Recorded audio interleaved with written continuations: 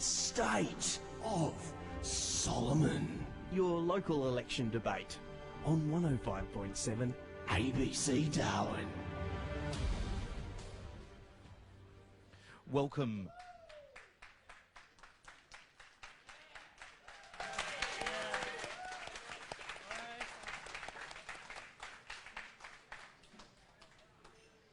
Welcome to the State of Solomon debate. I apologise, we've just got some technical difficulties. Welcome to the State of Solomon at the Palmerston Sports Club, where a huge crowd is gathered preparing for the clash of the Titans. The Battle of the Biff. Oh no, they're here for the game later on. About an equal distribution of maroons and blue jerseys kicking off at 6:30. But Solomon, your seat, considered a bellwether seat and currently held by a margin of about 1.5%. It's the government's fourth most marginal seat. If the 2016 election is close, the result in Solomon will be critical to who forms government, and Solomon has been won by the party forming government at 4 out of the last 5 contests. Never more so have local economic issues dominated this seat, with almost a complete reversal in our fortunes since the last federal election. GST, mining, oil and gas royalties, construction and real estate, all down. International tourism, down. INPEX moving to production phase, population stagnating. So how can these candidates make your life in Solomon and that of your kids more prosperous and secure? My name's Adam Steer. I'm from 105.7 ABC Darwin. The rules for the panel tonight: panel asks questions, try to contain responses to 2 minutes. There's a lot to get through in a short time, and I'll move on as need be. Your panellists tonight: Alyssa, ABC News, and Chris Walsh, political reporter at the Northern Territory News. Your candidates: sitting member with the Country Liberals, Natasha Griggs, and ALP candidate Luke Gosling. Good evening to both of you. Let's get started. Good day, Adam. Let's get started. Chris Walsh. Yeah, good evening. First question for Ms. Griggs. Ms. Griggs, much has been made of your 14 properties, including being the focus of numerous Labour attack ads. FOI reports have indicated that more than half of negative gearing benefits go to the most wealthy 20%. The Turnbull government have indicated they won't change anything with respect to negative gearing. Why not? Why should taxpayers be subsidising the rich?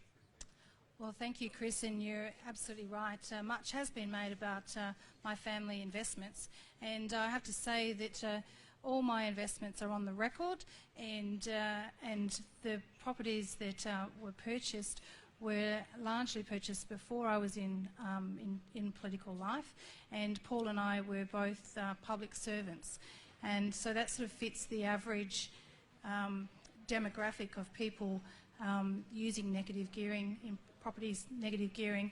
There's 9,996 of those in Darwin and Palmerston who use negative gearing as a long-term wealth creation and aspirational, I guess, program for the future, because people like Paul and I don't want to. We made a decision very early on that we didn't want to, when we retired, when we retired, that we didn't want to have to rely on any government sort of funding. We wanted to make sure that, like many aspirational Territorians, and particularly police officers and public servants, teachers and nurses, that investing in property, investing in the Territory was the way to go. Okay. Mr. Gosling, a report released today actually shows that investors would be exposed to substantial risk with Labour's proposed negative gearing policy, lowering property values and increasing rent. The SQM report shows that could be disastrous, especially in the Solomon electorate, where 2/3 of the city's units are owned by investors. Won't your policy and Labour's policy exacerbate the housing problem here? No, not at all. In terms of economic growth for the Territory, we want young people to be able to buy a home, put down roots here, have a family. I mean, the fact, I don't know if anyone caught it, but the fact that Natasha Griggs just called herself and her husband an average Territory family is insane. How many people here? How many people here? Put your hand up if you've got 14 investment properties. Well, Luke, let me correct. You've got 14, mate. Congratulations to you. Well done. Well, let's get if we're going to talk, we should actually get the facts right, because Paul and I and other family members actually only have 12 investment properties. We have 12 investment properties, 2 of them in Tennant Creek, and the rest of them, I mean, I'm proud. I proudly invested in the Territory. They were all. What the problem is? There was no problem. Paul is a police officer. Sorry, I didn't want to interrupt. I didn't want to interrupt. Well, you should tell. I just wanted to correct the records. If you're going to talk about things, talk correctly. We have 12 investment properties. Do you want to... Natasha, I'll just get you. You've made your point. Yeah, Luke, I think you've made your point. What I'm not happy with is the fact that young people in Solomon who want to get into the housing market are subsidising people like the member for Solomon to buy their 15th property, their 20th property. So the tax system is subsidising people with great wealth to be even wealthier. I'm happy for people who are wealthy and got lots of investment properties. Good for them. And their conditions won't change under Labor's plan. But what will... Mr. Gosling, sorry, I'm just going to stop you right there, though. The question was about whether or not Labor's policy won't affect property value and really rents here. We're seeing that rents will go higher. That is a serious problem here in Solomon. So we've been pretty clear that people's negative gearing won't change. It's not going to be retrospective at all. And what they're looking at with this policy is a gradual or a slight slowing of the growth. Now, the growth in housing is locking young people out, and when people decide that they need to leave the Territory because they can't get into the housing market, that's tragic, because we need to build the population. We need people to be able to invest here, buy a house and have a family, and at the moment it's near impossible to do that. And Labor makes no apologies about the fact that we want to make housing more affordable for people here in the Territory. Thanks, Luca. Alyssa for the next question. All right, Natasha Griggs, economic growth in Darwin and Palmerston is crashing. You've flagged that the coming multi-billion-dollar defence spend on bases here is going to keep things ticking over, and there's been an undertaking that work will go to local businesses. What is being done to guarantee, what controls will you put in place to make sure that actually happens, and not only at the contractor level, but at the subcontractor level, because the Territory government of both stripes have historically found that very difficult to achieve? Well, yesterday we had the Prime Minister here, Alyssa, and I took him to meet the Master Builders Association and a number of their key members who I've been working with for the last probably 12 months, making sure that they were able to get in front of the right ministers, because this is not just an issue here for Darwin and Palmerston. It's actually an issue in terms of investment or in terms of defence spending right across North Australia. So I've been working with my North Australian colleagues to make sure that my cabinet colleagues actually understand that the potential growth in our economy, and some work that has been undertaken, funded by the Master Builders, shows that if a portion of the $8 billion earmarked for the Northern Territory will mean a 4.57% growth in our economy. So that, for me, that's something worth fighting for. And I think I'm really proud of the Master Builders, because they've backed themselves. Is there anything more than just saying that... Well, the Prime Minister made it very clear yesterday that he's fully supportive. Well, support is fine, but what controls will you put in place? How can you guarantee it'll happen? Alyssa, we'll have to get into government first, and every single vote will count. But the Prime Minister has given an undertaking that as much work as possible will be done locally. Luke Gosling, the federal Labor government back in 2011, the live cattle ban, it really took a massive chunk out of the Territory economy. Sorry, do I get a go at the defence investment? No, you don't. North? Sorry. It took a real chunk out of the Territory economy, the federal Labor government's live cattle ban in 2011. Now, there's a class action seeking potentially hundreds of millions of dollars in compensation. What would Labor do if it got into power? Would it fight it in the courts, or would it settle it? Yeah, I'll answer that question, but just to be fair, in the interest of all fairness, When it comes to defence spend in the north, Labor is committed to that spending, and that'll flow on to jobs for local companies. Thank you, but could you just actually go back to the question? Sorry, Luke Gosling, we're on limited time here. What would Labor do if it got into power? Would it fight in court the class action in relation to the live cattle ban damages, or would it seek to settle?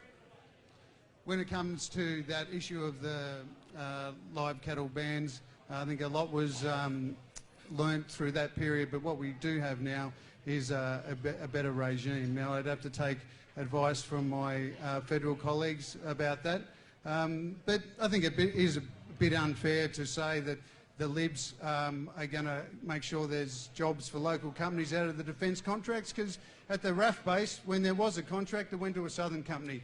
Tyndall RAF base work is going to southern companies.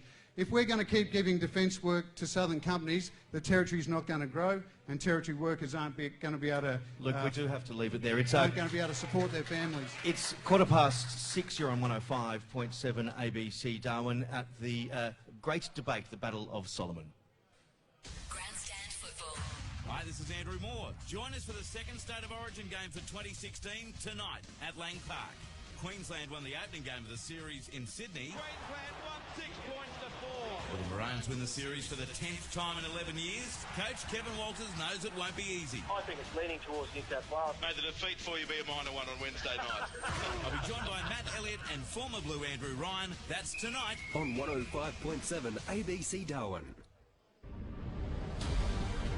You're listening to State of Solomon, your local election debate on 105.7 ABC Darwin.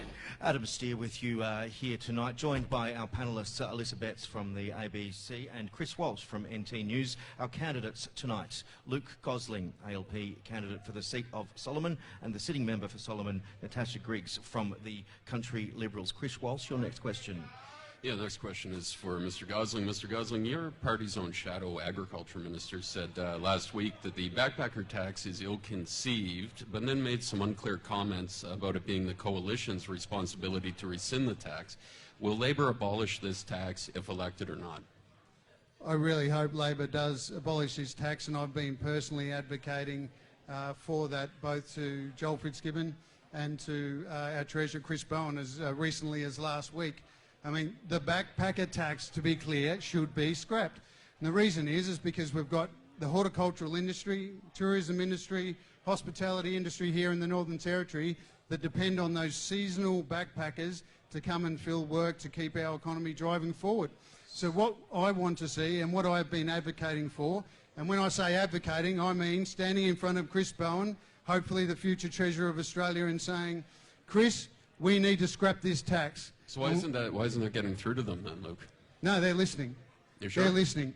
But I mean, when Joel... Because it's quite easy to come forward for your agriculture shadow spokesman to come forward and say, we're going to do this. This is it, full stop. We will get rid of it. That hasn't happened yet. So you can imagine that voters would want some clarity before going to the poll on exactly what you guys are going to do.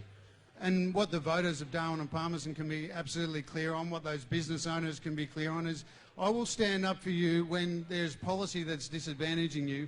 I'll put territory businesses first, and I'll stand up, as I have been doing, to my colleagues and say, this is what's in the best interests of the territory. I'll continue to do that. We've still got some time to go. There needs to be a review. So we're asking the government to conduct that review as soon as possible.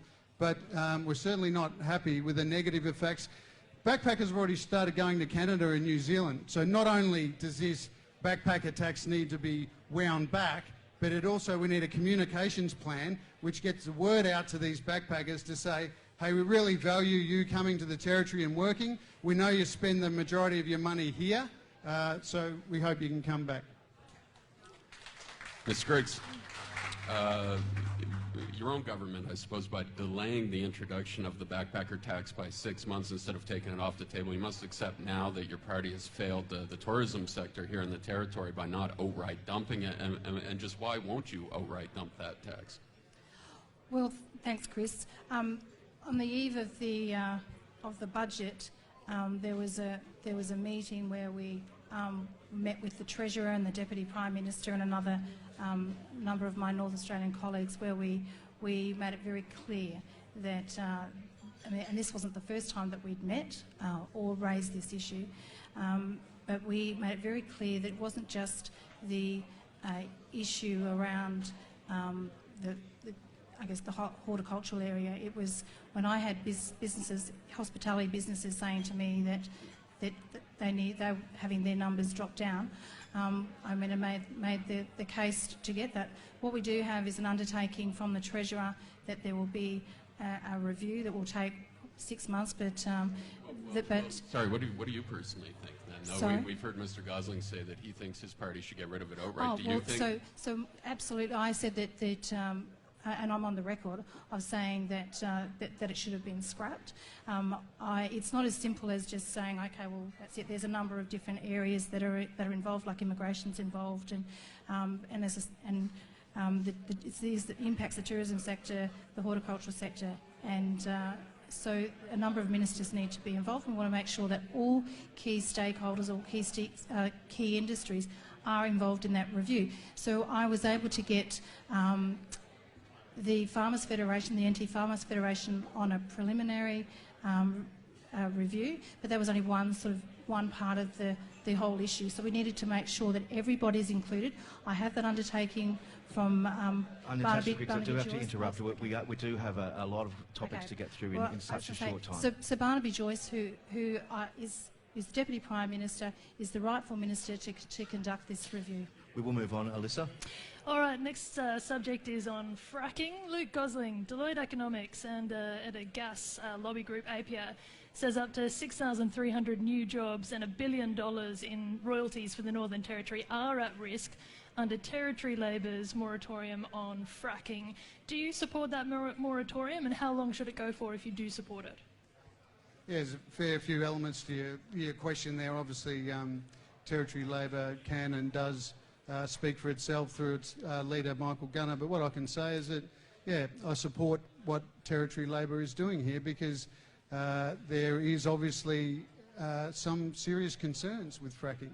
Some serious concerns, environmental concerns. I think some of the issues that the groups like APIA are putting forward are obviously in the best interests of the mining companies that are their members. I mean, it's not surprising to think that there'll be inflated figures coming out of those organisations.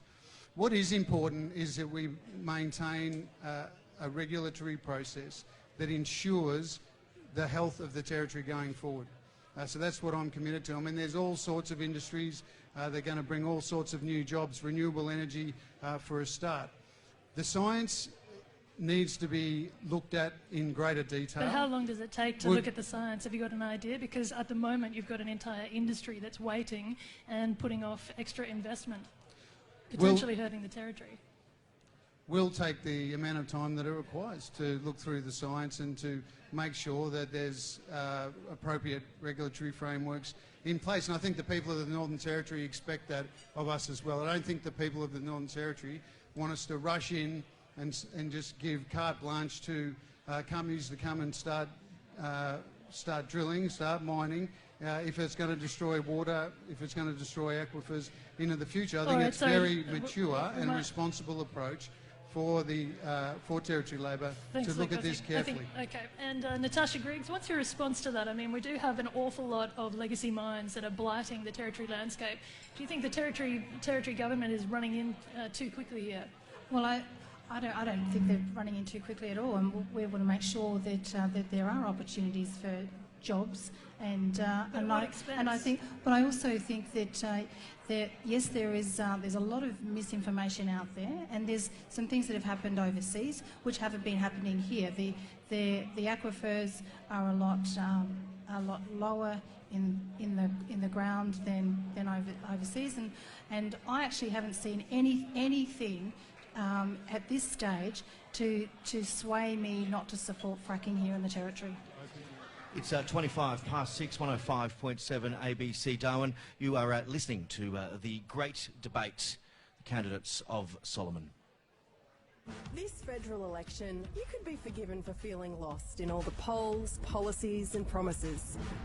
But there's an easy way to find out how your views compare to the policies of the major parties. Head online to ABC's Vote Compass and answer a few quick questions to be sure of where you stand on the political spectrum. Go to abc.net.au/Vote Compass. You might be surprised by the results. abc.net.au/Vote Compass.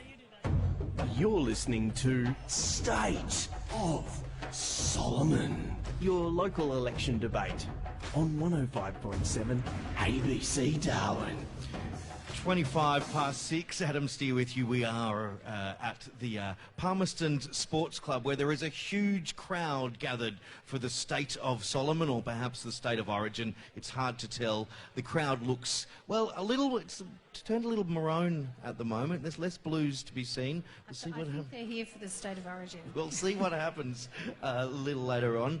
Continuing with our panel tonight, Chris Walsh from NT News, Alyssa Betts, ABC News, and our two candidates up here at the moment, Luke Gosling for the ALP and the sitting member for Solomon, Natasha Griggs. Chris Walsh.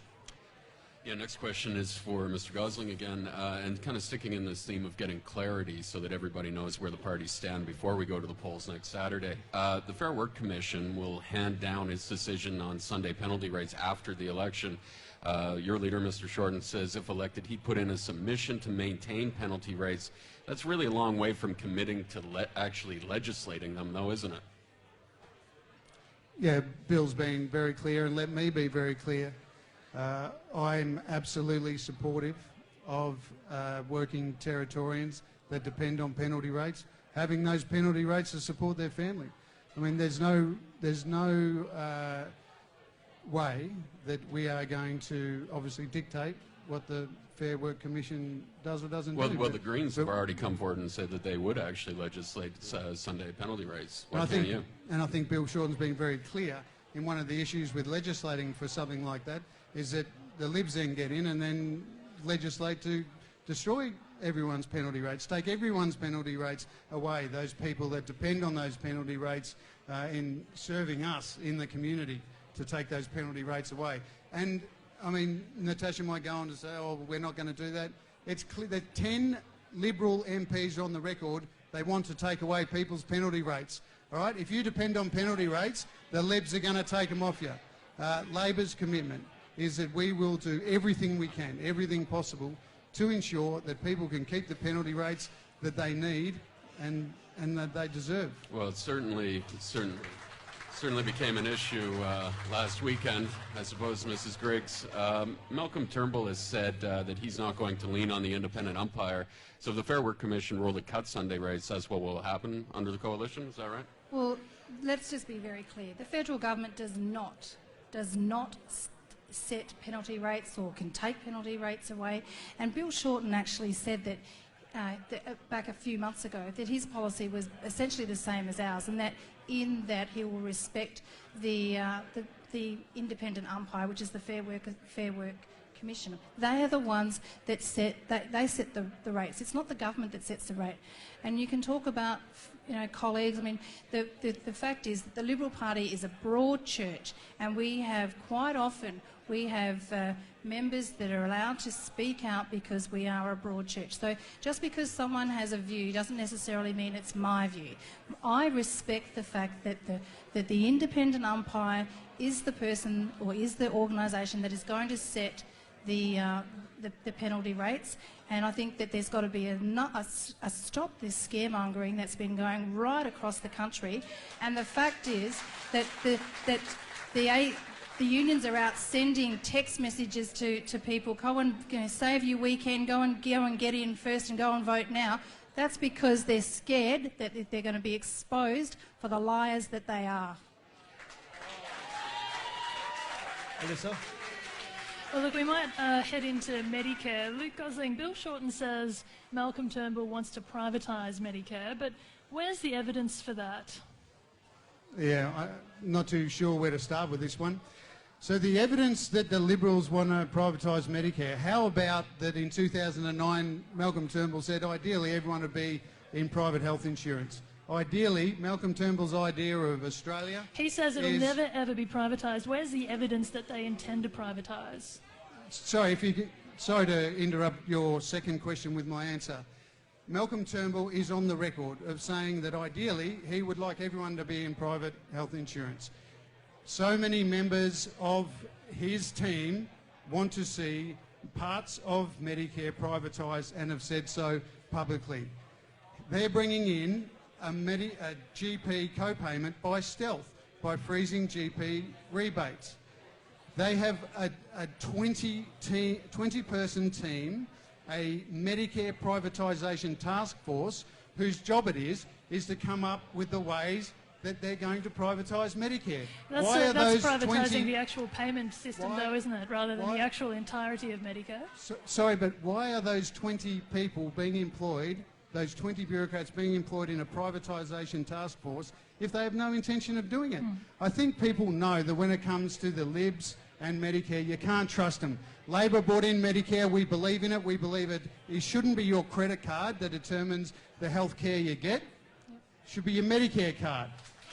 We'll just move on to Natasha Griggs. What's your response there?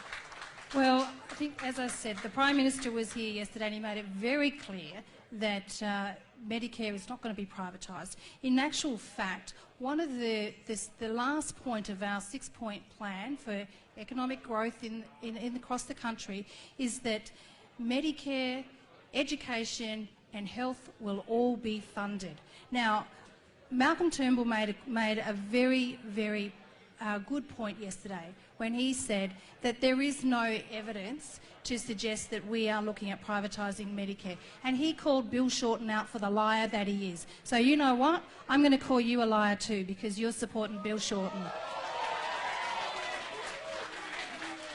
We should move on after that, Natasha Griggs. Chris Walsh for the final questions for the two major political parties tonight.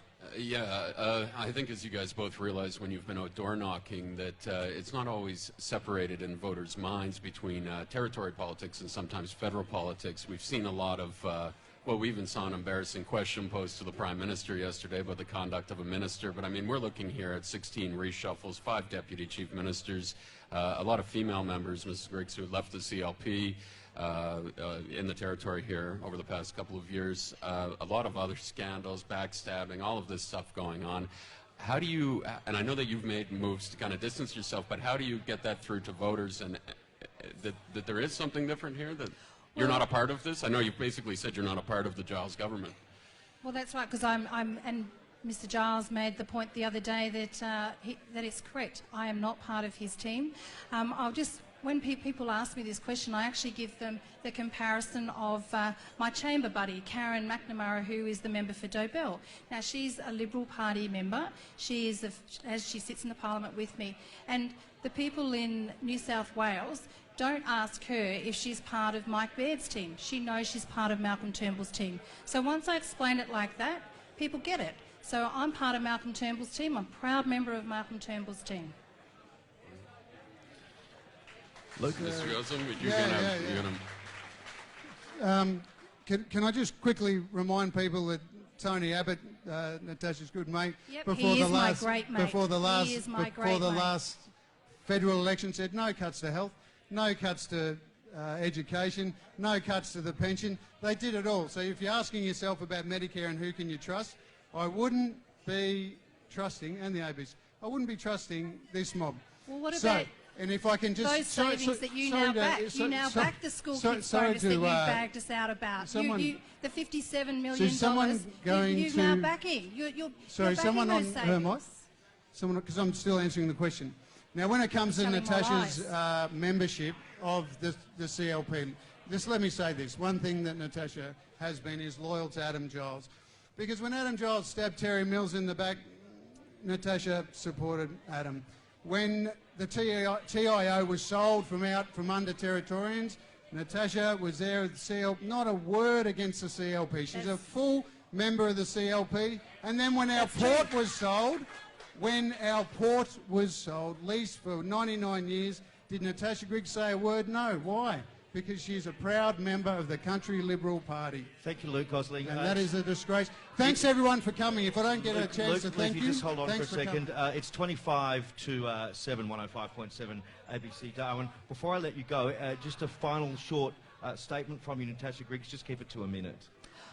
Well, thank you. I guess if people vote for me, they will be getting $29.5 million for Palmerston Boulevard. They'll be getting a $15 million investment in the PET scanner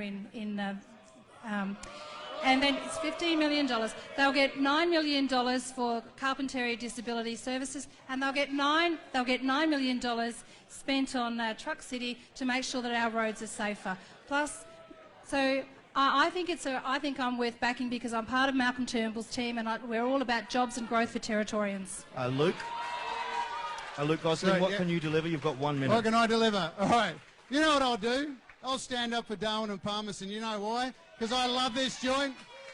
I love this joint. So when I'm down there in Canberra, you can be assured that I'll stand up for you and your interests. I won't give you a pretend list of things that are going to be funded or not, because the reality is, unfortunately, that Natasha Griggs in 6 years hasn't been able to deliver a thing. And that is a shame. That is a shame. Thank you so much for both of the candidates. That wraps up the time for the two major parties who need to take their leave. Luke Gosling, ALP, Natasha Griggs, Country Liberals, thank you for your time. Thank you. And thanks for taking part. 24-7, 105.7 ABC Darwin. Adam Steer with you as part of our State of Solomon debate. We are at the Palmerston Sports and Rec Club. There is a huge sea of Maroons here. Go Queensland. A large sea of New South Wales. Go the Blues. As we continue with our State of Solomon debate. You've heard from the two major parties. In just a moment, you will hear from two of the minor parties as well. They can spin it any way they want. Flagrant wastefulness. Medicare is an election issue. We've heard plenty from politicians, but what issues actually matter to you? The key issue for me is asylum seekers. Bring the budget back to surplus. Youth unemployment. For me personally, it's the affordability of housing. What's going to sway your vote? Have your say by sharing a selfie telling us what matters to you. Search for ABC Open My Vote and add your photo. This election, make sure the politicians hear what matters most to you. State of Solomon. The game before the game. On 105.7 ABC Darwin.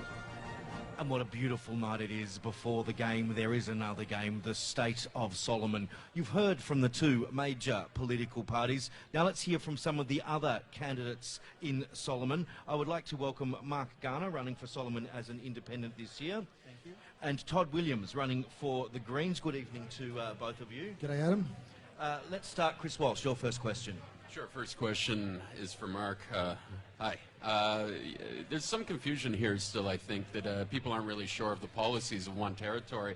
Is it in fact that you're running representing yourself, or are you running to represent this party, and what does it stand for? Thank you, Chris. That's an excellent question. There has been some confusion amongst electors at the moment. To give you the full background, what happened was a couple of months ago I was asked to actually nominate and run for the NT election. Now, when I was pre-selected, this was before the double dissolution and the opportunity for the federal election. So when we actually had the double dissolution, I was actually able to run in the feds. But unfortunately, the One Territory party is only registered in the Northern Territory. It's only a Northern Territory party. So under the legislation for the federal election, it either meant that I couldn't run or that I had to run as an independent. But you had time to prepare. I mean, it's not as if people didn't know that this double dissolution was coming up. Is it more the fact that you just don't have enough supporters to get you over the line in the federal level? Yeah, that may be. They needed 200 supporters, 200 members, all signed up to be registered for the NT. They got that. They achieved that in spades. We then, in a relatively short period of time, had to increase that to 500 and more. But people knew it was coming. That's my point. They did. That's right. And if you knew it was coming, then isn't that a suggestion that you don't have 500 followers? The party didn't have 500 registered members. Yeah. And then, yeah, that's right. So that's sort of a reflection of how popular the party is at the moment, and the challenges perhaps of getting your name out there. From what I've heard over the last few years, the CLP would be lucky to have 300. So if One Territory's got nearly 500, they're double the current government. So. But you don't have 500, which is why you're running as Chris, I'd like to continue with Chris's question. You're concerned about the state of the territory economy. You've mentioned that a lot. Housing and construction in decline. What would you do to actually get this territory, the economy, moving again? what I'd like to see happen is actually go back to core business. Government at the moment has really started looking at some fanciful and really large growth projects to solve every problem. What we've seen over the last half a dozen years is those growth projects don't actually create long-term growth. They actually create a long-term instability. And what I'd like to see is actually home ownership come back to the central point of keeping people safe and secure here. Everybody that's coming in and actually just paying rent each week don't have the security. Yeah, Mark, actually, that hits on one of the main points that I saw that you had advertised. You had actually said that you wanted to boost home ownership in the territory. Now, exactly how does an independent, essentially, if you were to go to Canberra, you're not backed by one of the parties that has the money, but I saw that you were pledging a first home deposit assistance fund of $150,000. How does a candidate like you, not a government, promise money like that? It's a very easy statement.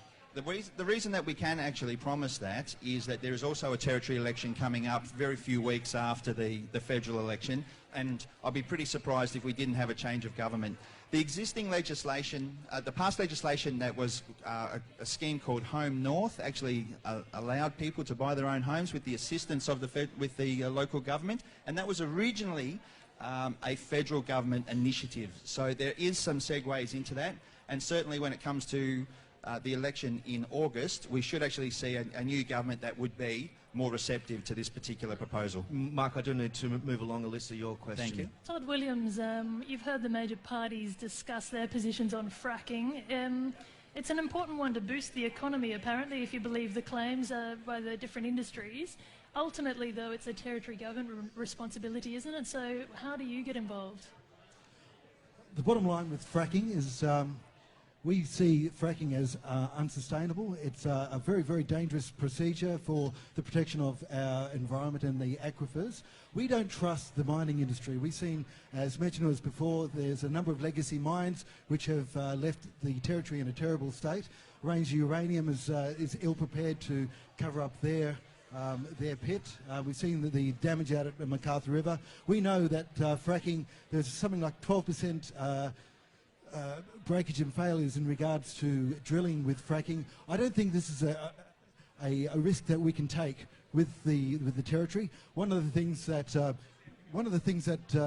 we have learned from in other places around the world is that fracking cannot guarantee the sanctity of their operations. There will always be accidents. It might happen in somewhere that's very, very remote and away from an aquifer, but can we take the risk with the amount of water that we have? We do not need this gas. A recent report said that we have enough gas till 2030. There is just not the case to build.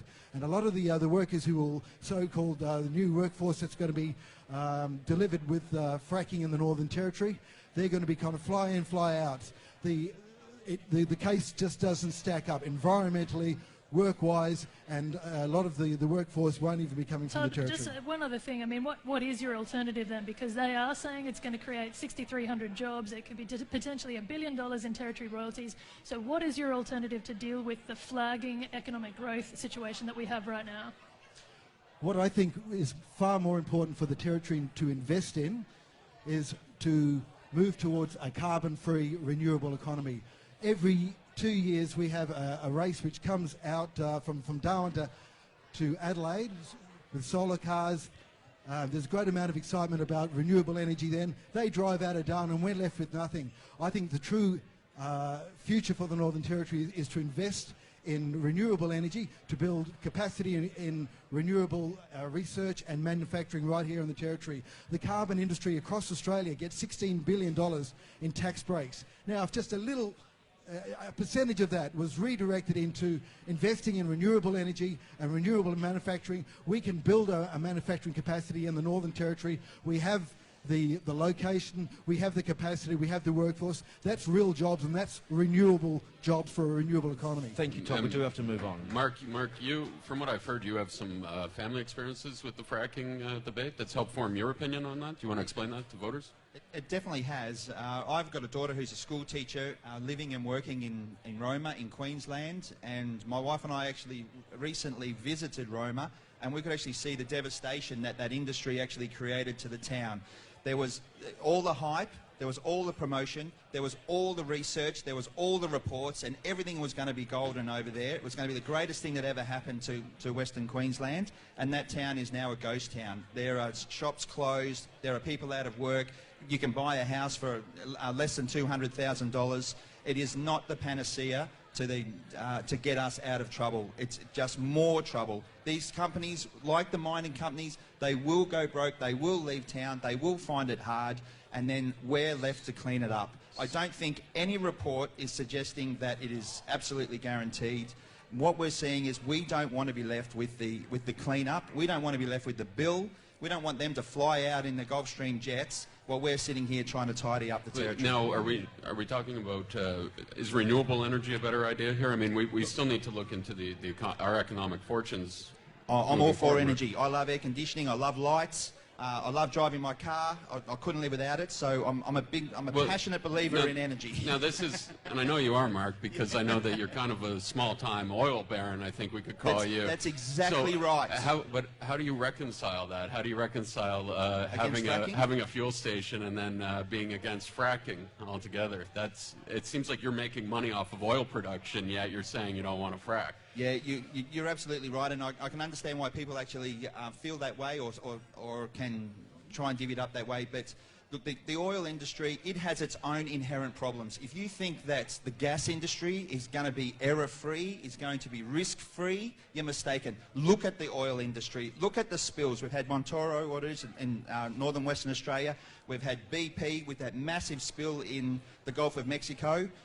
These things go wrong. But I think that's what Chris is trying to point out, is the hypocrisy inherent in the fact that you are part of the oil industry and yet you're against the fracking industry. Yeah, that's right.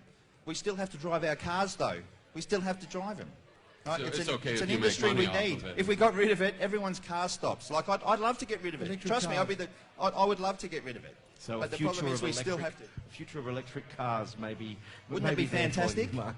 It is 14 to 7, 105.7 ABC Darwin.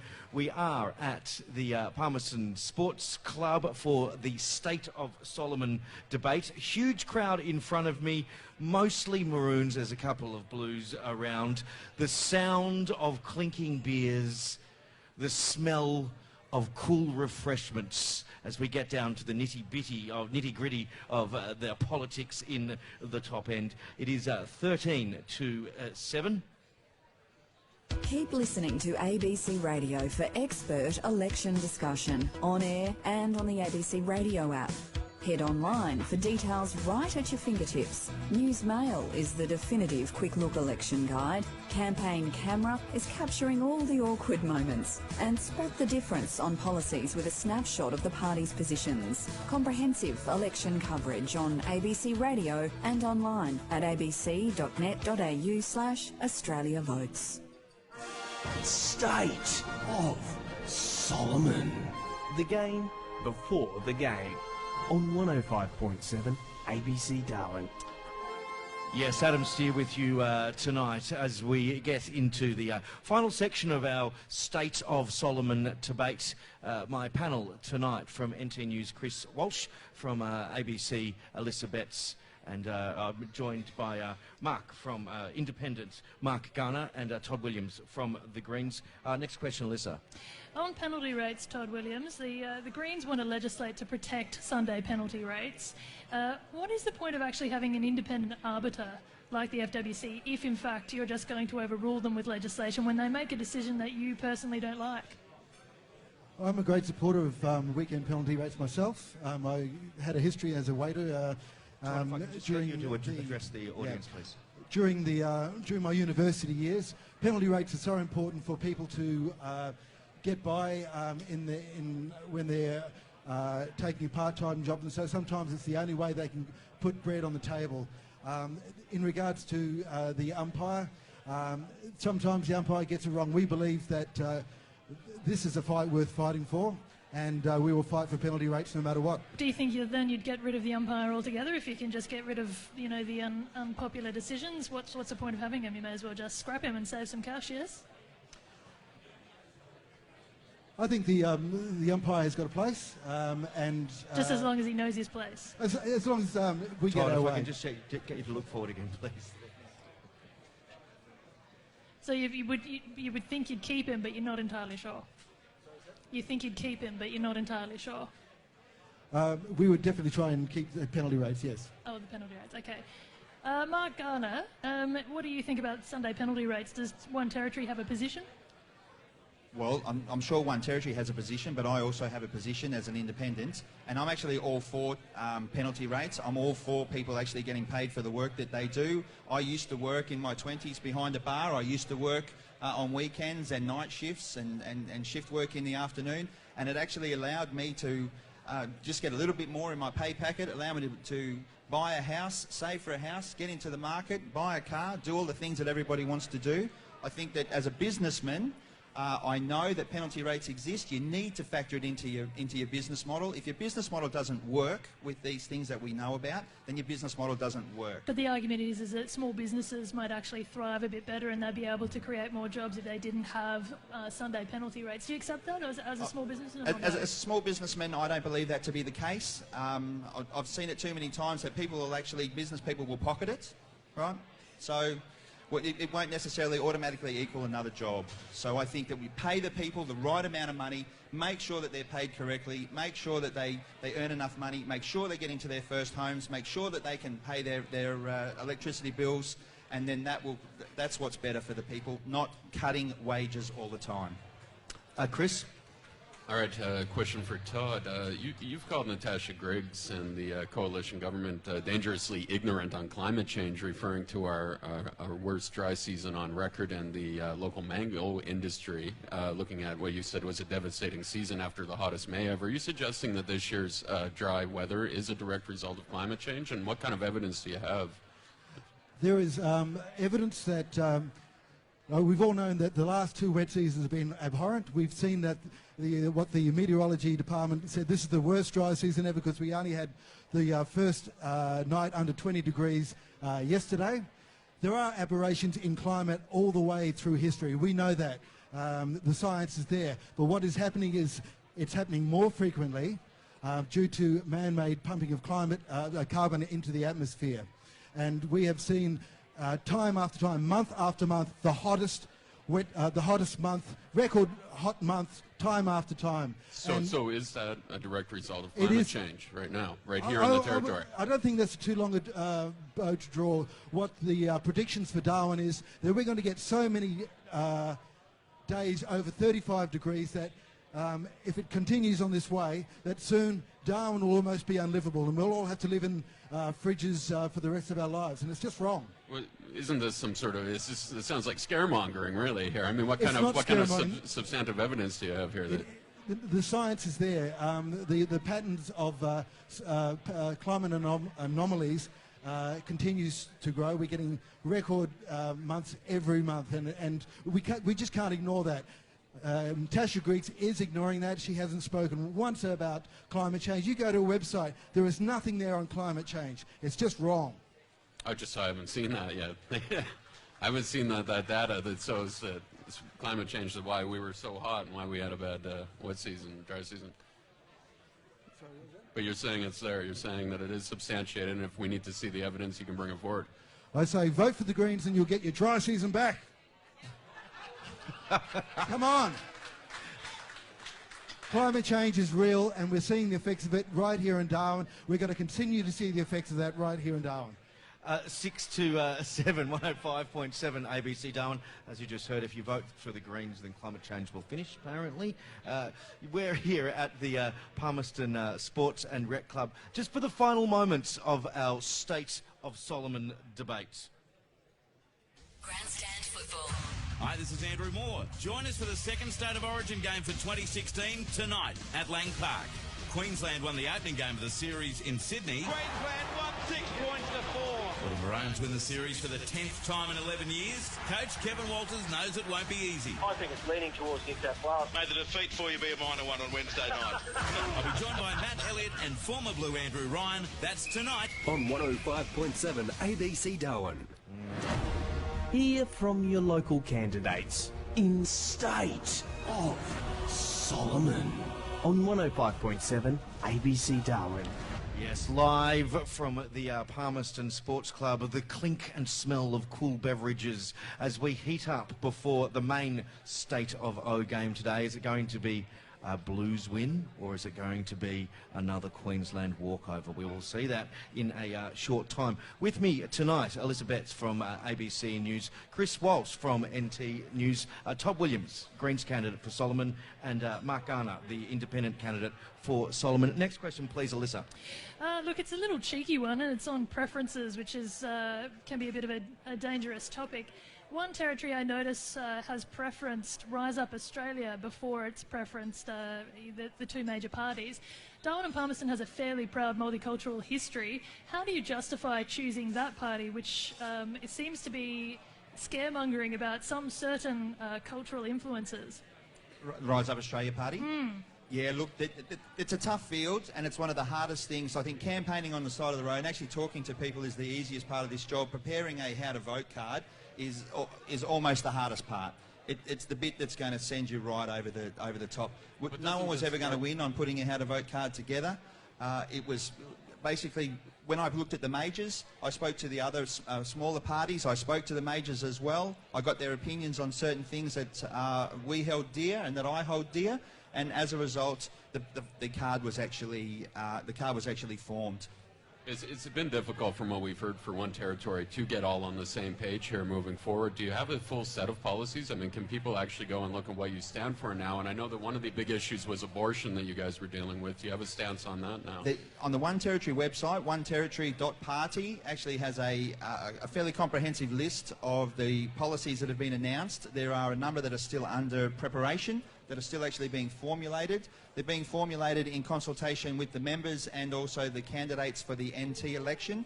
So it's very hands-on. These guys are sitting down and working quite hard at night, putting these policies together, really thinking about it and talking to their constituents to get the right answer. Thanks, Mark. Just time for a couple of more questions. Alyssa. Might throw it open to the Greens. So, Todd Williams, you've described the territory as being used as a bombing range and a playpen for American military. The Defence White Paper commits about $20 billion over the next 2 decades to our military presence here in the north. How exactly are you suggesting the build-up of foreign troops will be a negative for Solomon, considering the amount of money that is to be spent? Money isn't everything. We certainly welcome the investment in the territory from the defence spending that the Turnbull government has announced. But we also have to take into account the social ramifications of having so many American servicemen in America. Over the last couple of years, we've had 2,500 servicemen go through on rotation through Robinson Barracks, and I have great concerns that if that build-up continues, that we will see some really marked problems in regards to the social fabric of the Northern Territory.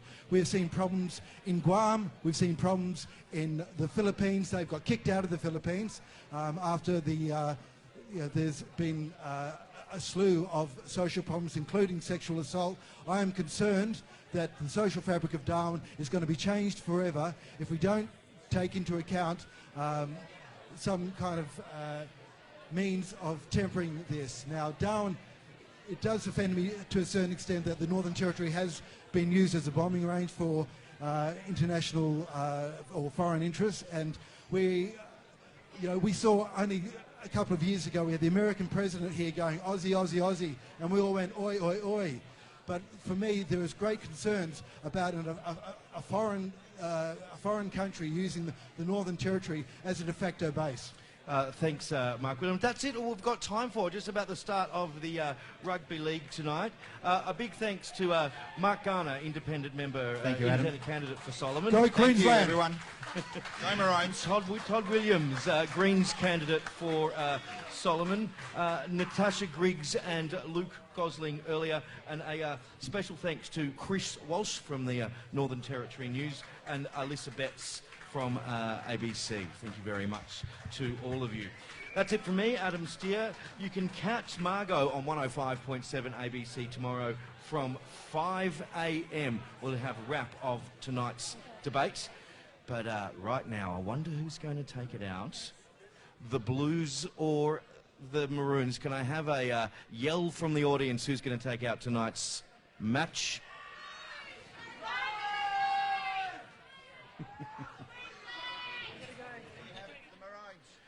a few votes for the Maroons, a few votes for the Maroons. We will see what happens. Thank you to everybody for tonight. Don't forget, after the news, it'll be the State of Origin, and then Liz Travascus, then the State of Origin at 7:30.